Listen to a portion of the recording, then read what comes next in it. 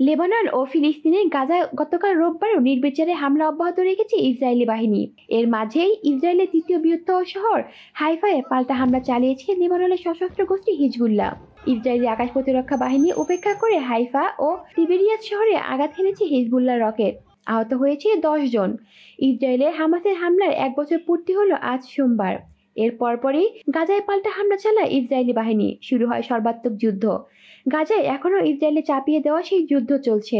যুদ্ধে এখন আর শুধু গাজায় সীমাবদ্ধ নেই, বরং লেবানন, সিরিয়ায় একের পর এক হামলা চালাচ্ছে ইসরায়েল। গাজায় হামাসের বিরুদ্ধে সর্বাত্মক যুদ্ধ শুরুর 1 বছর পূর্তি প্রাক্কালে লেবানন ও গাজায় হামলা ও হাইফায় পাল্টা হামলার ঘটনা ঘটল। স্থানীয় পুলিশ জানিয়েছে, রোববার হিজবুল্লাহ রকেট হামলার আঘাতে হাইফায় বেশ কয়েকটি ভবন ক্ষতিগ্রস্ত হয়েছে। আর ইসরায়েলি সংবাদ মাধ্যমের খবর, হাইফা ছাড়াও দেশটির তিবেরিয়াস শহরে রকেট হামলা হয়েছে। সব মিলিয়ে 10 জন আহত হয়েছে। তবে হিজবুল্লাহ দাবি করেছে, তারা হাইফাই দক্ষিণ অঞ্চলের একটি সামরিক ঘাঁটি লক্ষ্য করে ফাঁদি 1 ক্ষেপণাস্ত্র ছুড়েছে। কলি শিকদার, বাংলা নিউজ নেটওয়ার্ক।